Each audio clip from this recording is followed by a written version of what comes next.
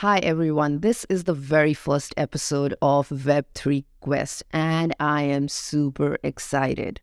So, I meet a lot of people interested in crypto jobs, and their biggest barrier is to crack their first opportunity in Web3. So, I decided to do what I do best. I picked up one of the famous recruiters in Web3 and asked her all questions about Web3 jobs. This is an interview with Emily Landon. She is the crypto recruiter. That's what she likes to call herself. She has recruited almost 200 people in the last 3 years. This interview was recorded early this year, that is 2023. So keep that in mind while you're listening to her tips, because I know a little bit of layoffs happened in crypto recently, but when we spoke, the situation was a little more optimistic than it is right now. So enjoy the conversation.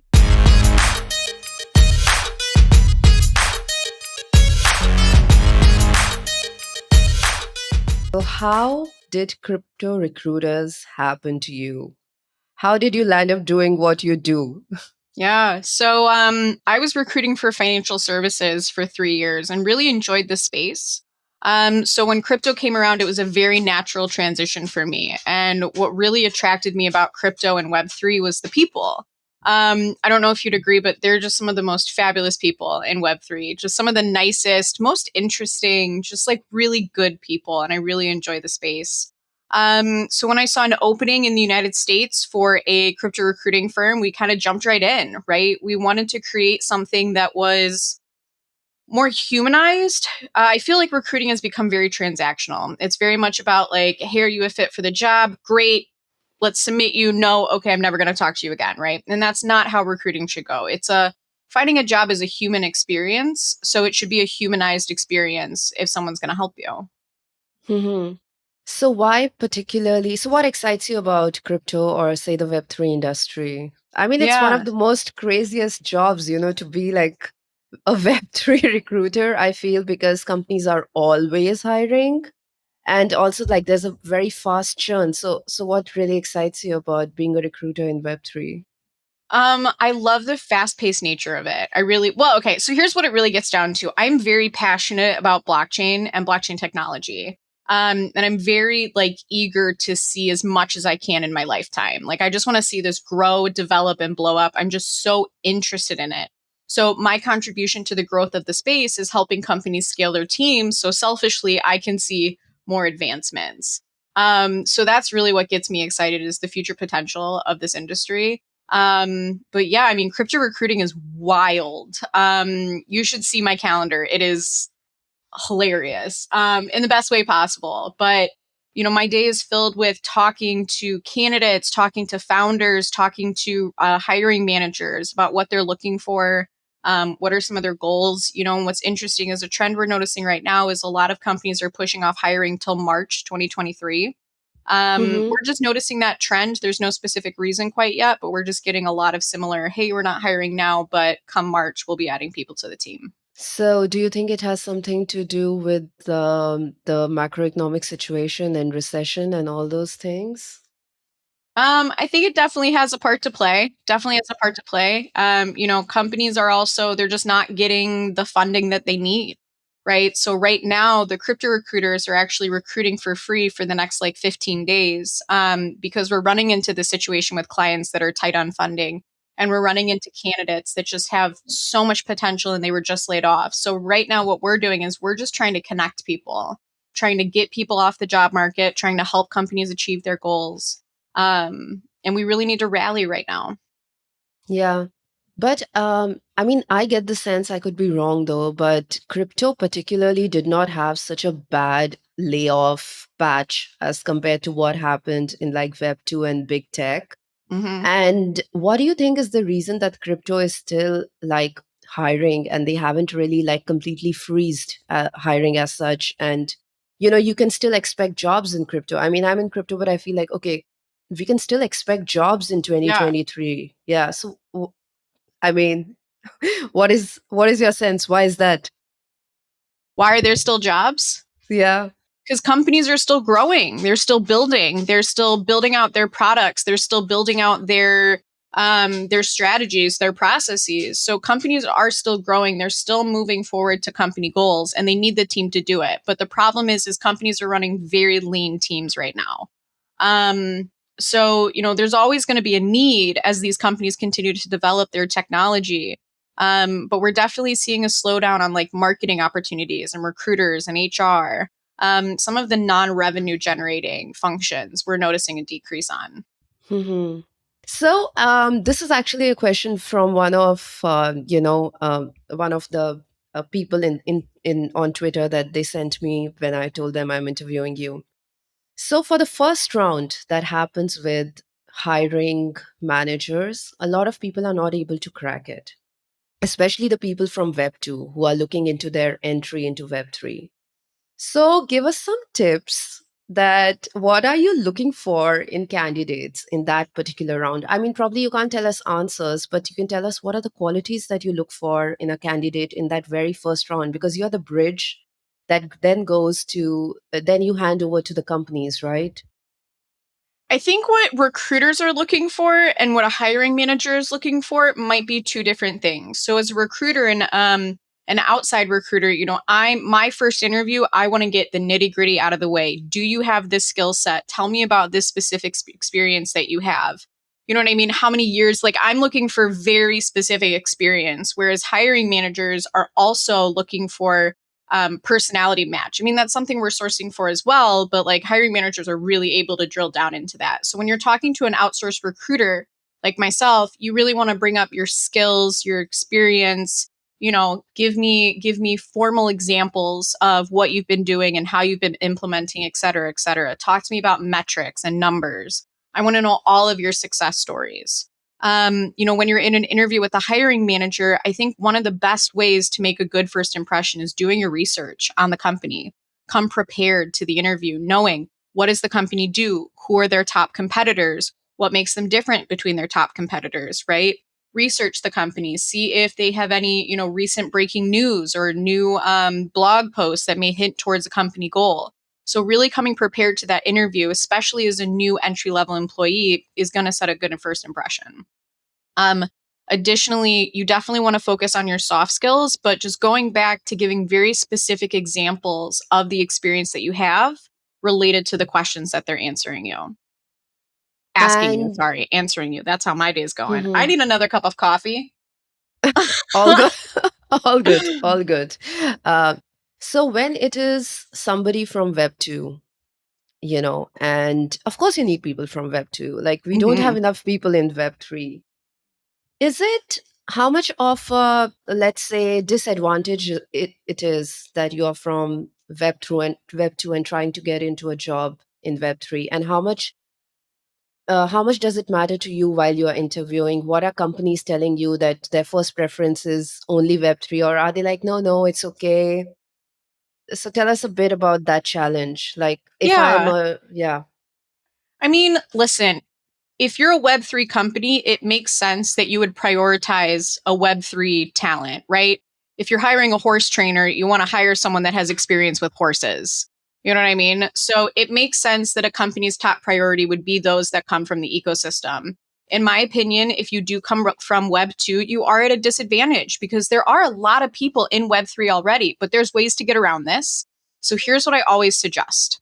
Um, you know, when you are interviewing somewhere, there are always going to be transferable skills, but getting that specific experience is what's going to set you apart from the crowd.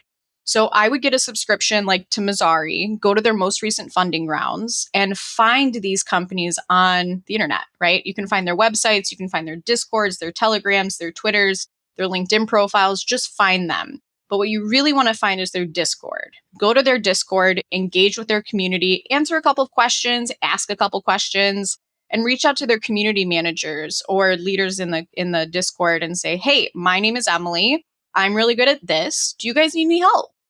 Right? And see if you can get an internship. That counts as Web3 experience. See if you can join a DAO. That counts as Web3 experience. I was just looking at a job description for a Web3 company specifically that said 1 year of experience in Web3 or a DAO. And I was like, amazing. This is proof that experience as a DAO counts and can help you in Yeah. your career. So just get involved wherever you can. They want people that understand the ecosystem, that understand the people in this ecosystem. So especially for marketing, I think it's very hard to transition from Web2 marketing to Web3 marketing because people are so concerned. Do you understand our customers? So getting involved on any level is going to give you a leg up. And it's also going to differentiate your resume, right? So if you have a Web2 resume, and then I've got someone with another Web2 resume that's got a bunch of Web3 internships on it, whose resume do you think I'm going to call Mm-hmm. first?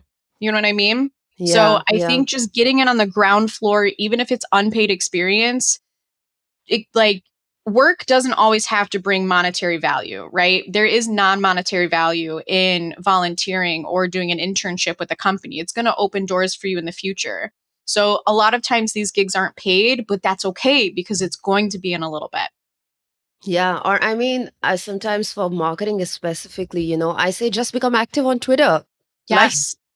people will notice you, or just start a blog, just start something, like anything that makes you say makes people believe that you are reading enough about Web3 or you're interacting with people.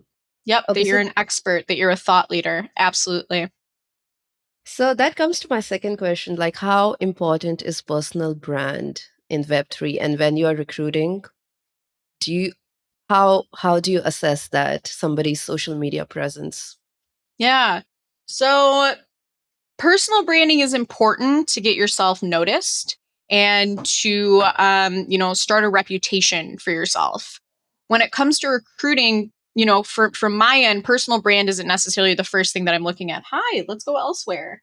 um Personal branding isn't the first thing that I'm looking at. I'm looking for red flags in social media, right? So I recently was interviewing a candidate, took a look at his Facebook and his Twitter, and he had some very critical um, government thoughts. And, he felt very comfortable expressing his thoughts on Twitter. And, if I were to have presented him to a client, they definitely would have easily been able to see his political beliefs and how strong they were, right? So I do think it's important to keep that in mind that companies are looking at your social media profiles. They are assessing the things that you're saying, they are assessing the people that you're associating yourself with.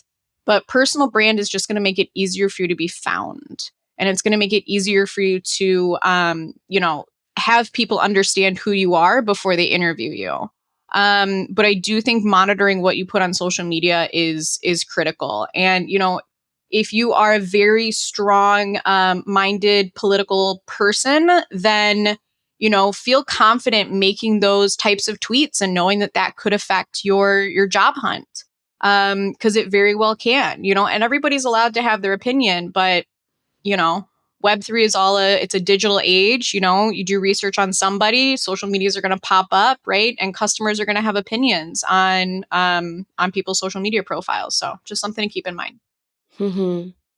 So you said that you recruited 200 people since you Yeah. started, right? Hmm. And this was amongst like how many applications? I'm just trying to get a sense of how many people like apply for one job and what's the level of competition.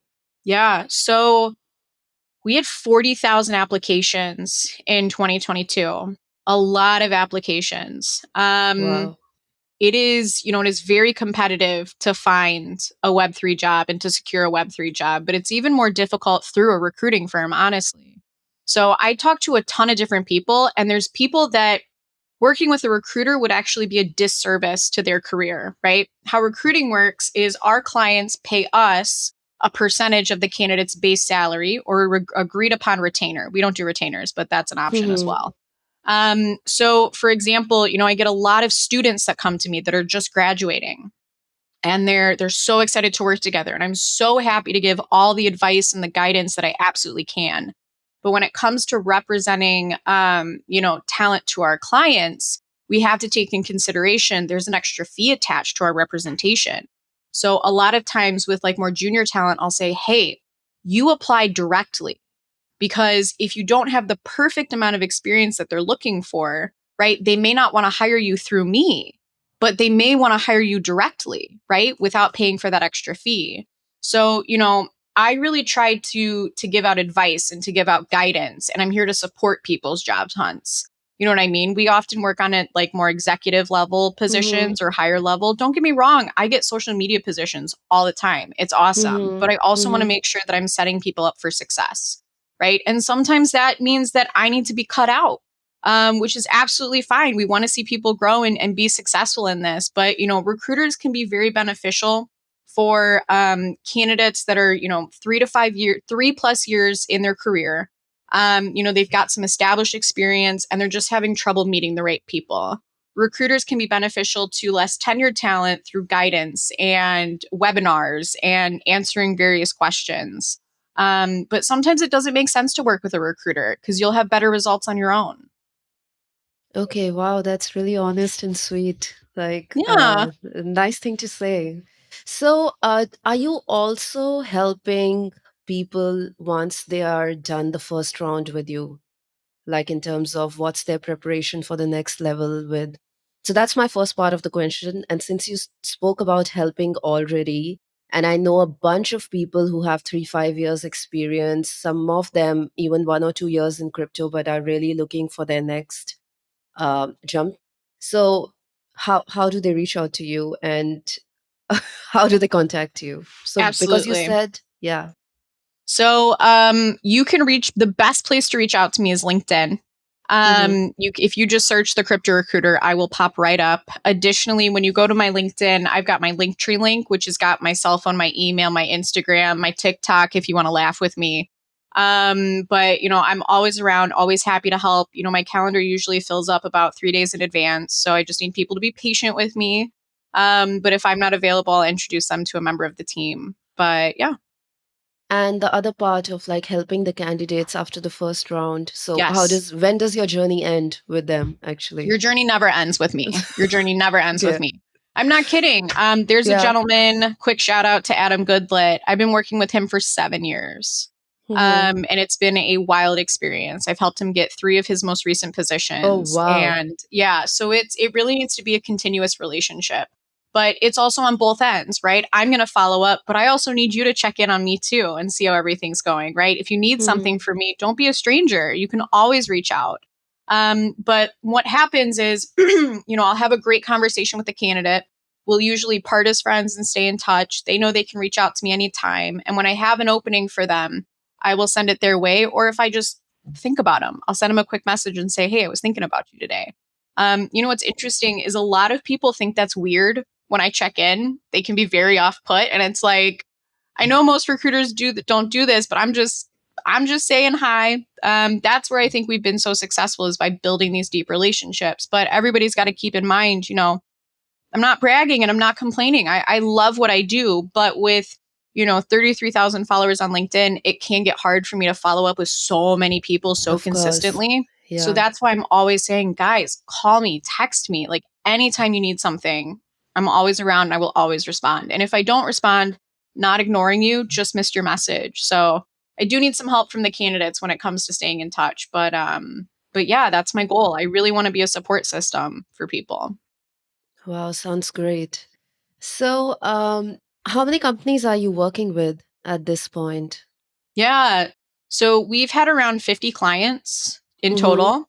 Mm-hmm. We're still picking up new business, but a variety of different companies from startups to big names. So, like CoinFlip, I took them from 35 to 114 employees. So, like, we have staffed out full companies, not just one-off positions. And that's what I'm really grateful for is my clients are extremely loyal, which is great because I really know like what's going on in their environment, how their team is structured, what compensation looks like. Um, but yeah, so big names, small names, startups. I'm working with a brand new company. I've placed 5 people with them already. It's a bunch of Marvel guys that are doing some cool stuff with comic books on the blockchain. So Mm-hmm. it's been an Oh, honor to work wow. with them. Yeah, some really cool names. So, but what I'm looking for in my clients are 4 things. I'm looking for great cultures, growth opportunities. I'm looking for healthy, stable, well funded companies. But, I need companies that have excellent leadership because you quit a boss, not a job. You know what I mean? All the time. Yes. So as long as companies fit within those four core values, we will happily support them. But, I want to help people find their dream jobs, not just any job. That's what I'm here to do. So if I Yeah. wouldn't accept the job, I wouldn't tell someone else to. Yeah. So basically, like you're helping people build careers and not just a job. I mean, that's, I think, my favorite line, like build a career and not just a job. Yep.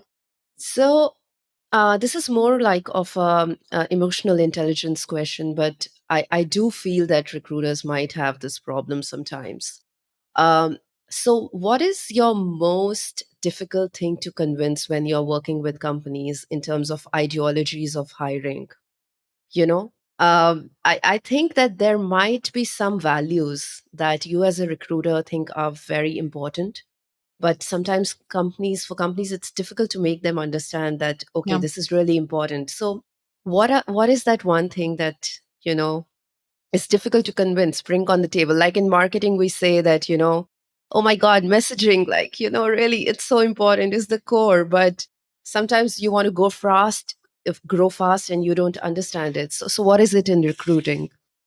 Growing with the right people, right? So even if you are desperate for help, I mean, you're talking desperate, you've got a tight budget and you just need the hands, wait for the right person. Wait for the right person, because if you don't hire the right person, you're investing into nothing basically. You're investing into um nothing because they're Mm-hmm. not going to deliver the results that you need.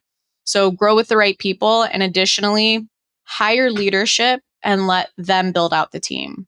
Don't hire the team first and then hire in leadership. Leadership, it's important to bring in senior leadership sooner rather than later, because they can formalize the process and set it up for success when it comes to scaling, right? You may be able to hack it, you may be able to get it done, but you're going to have to hire someone that understands how to scale the business.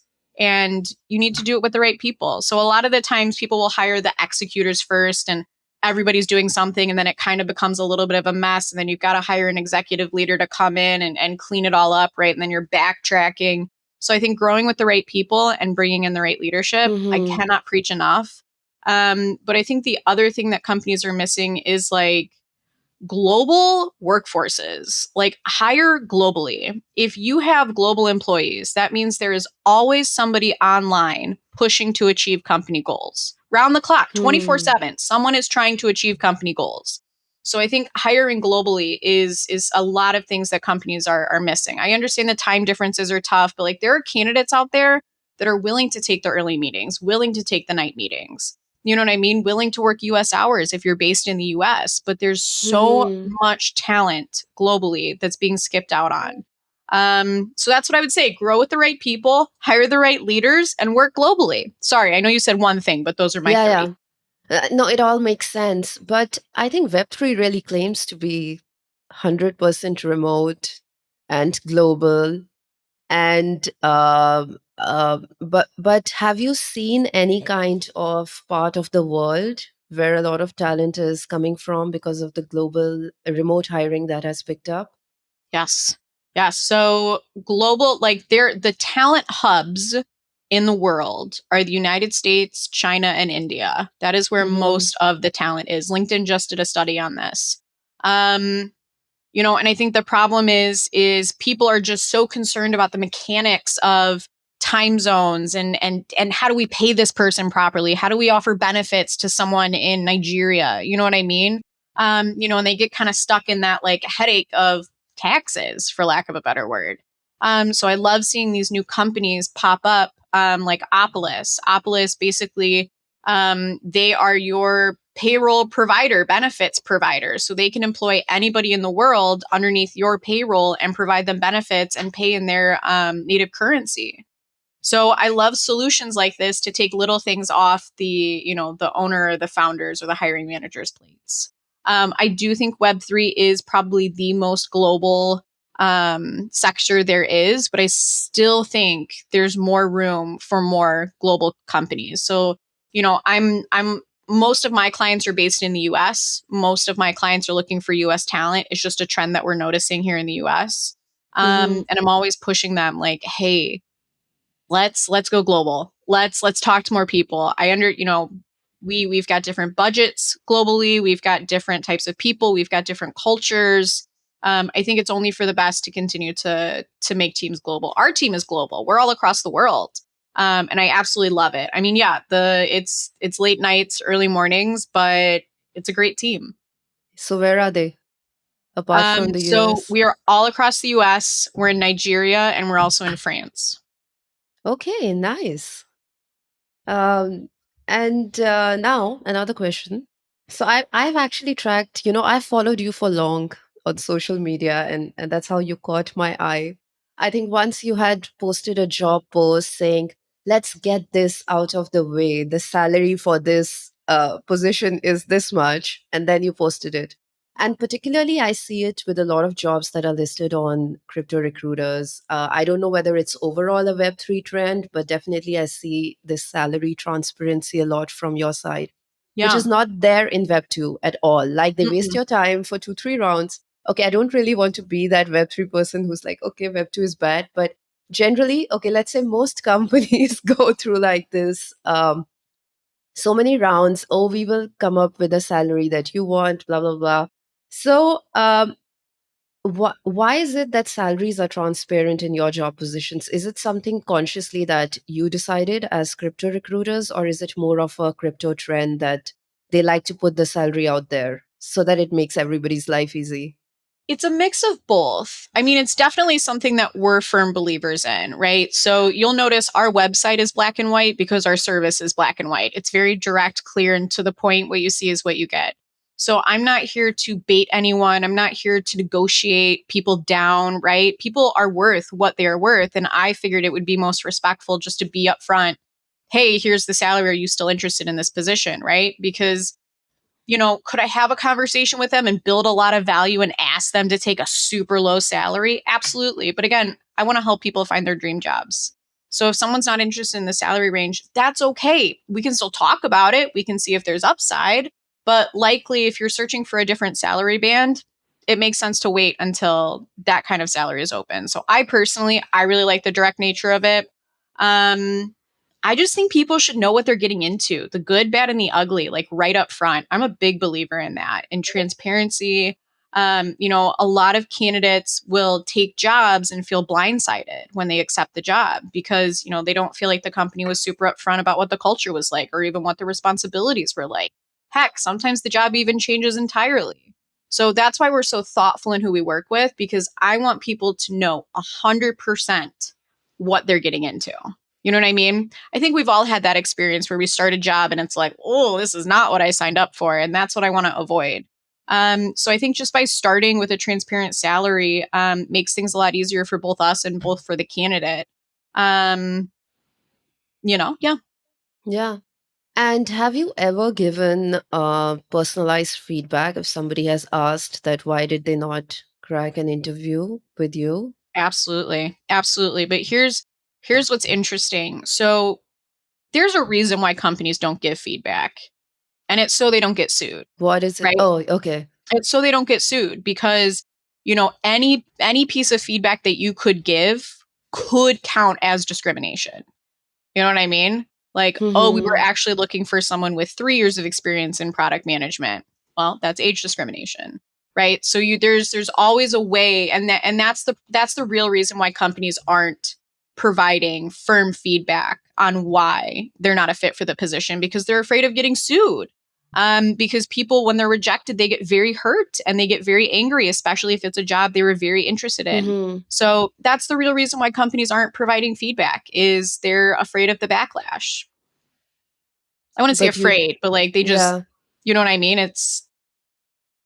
yeah, That's yeah. something I that people mean, do. We've experienced it ourselves. I hmm have been screamed at by one specific gentleman. I remember it vividly because I said he didn't have enough experience, and he told me that I was discriminating his age. I was like, buddy, I'm just doing my job here. Like, this is what the client is looking for. It has nothing to do with your age. It just has everything to do with the amount of experience they need for someone in a leadership team. So I think that's the problem that we're running into. but did you stop giving feedback then?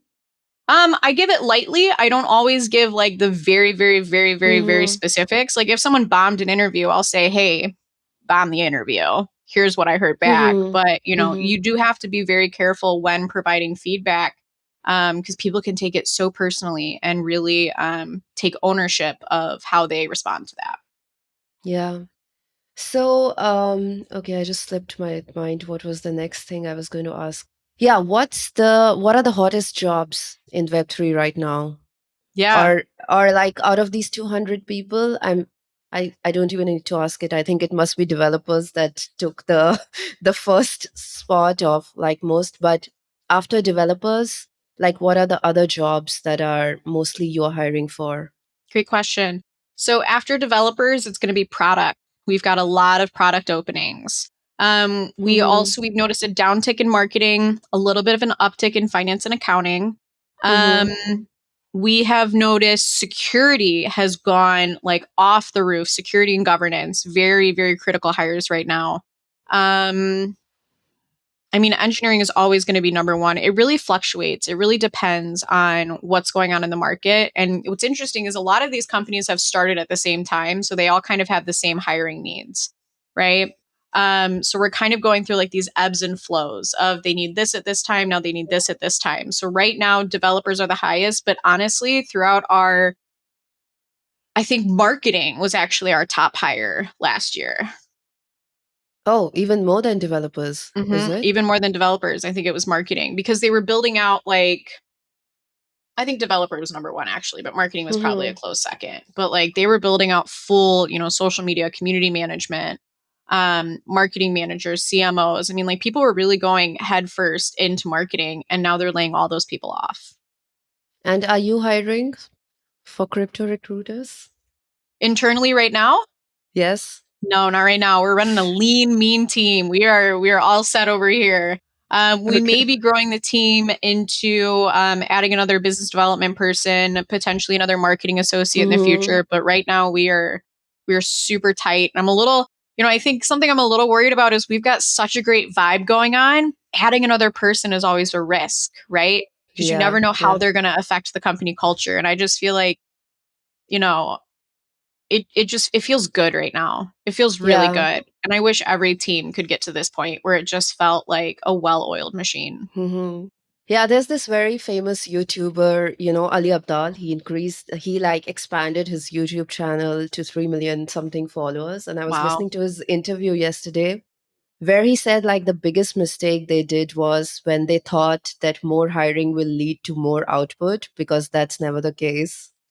So, I mean, when you said that, I was like, yeah, the lean team having a good time. So he realized that, oh, it did not mean that we were producing more because we hired more people. In fact, our cycles increased so much of evaluating one video that we were like producing lesser. So, yeah, sorry, just had to share it. Okay, now we have a little bit of fun rapid fire because I know you have a very busy life and you are always working. So there are some like one line questions that I have in terms of how you manage your day. You can choose to skip if you don't want to, but we would love if you answer all of them. Okay. Uh, how many times do you exercise in a week? 0. Okay. What's your favorite productivity tool or hack?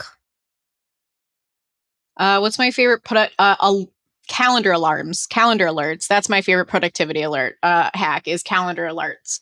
So like I've got everything scheduled on my calendar. If I need something to be done, it's on my calendar. I also have an iPad with a to-do list. So Hmm. I've got my iPad next to me all day and I'm just erasing everything that's on my to-do list. So I'm just managing so many different things at once that I really something pops up, I'll write it down and then I'll move on to the next thing and make sure that I've covered everything by the end of the day. But calendar reminders are my number one. Okay, awesome. And what's your morning routine? Yeah, so I wake up, I brush my teeth, I grab a coffee, and then I go to my desk. I'm not kidding. Okay. But yeah, I used to be the same actually, but this year I tried to change. But yeah, I think usually I'm so productive when I just get my coffee and I'm at my desk and I'm like not thinking, just Yeah. start. Okay. And what's your superpower? Very cliche question, but we love it.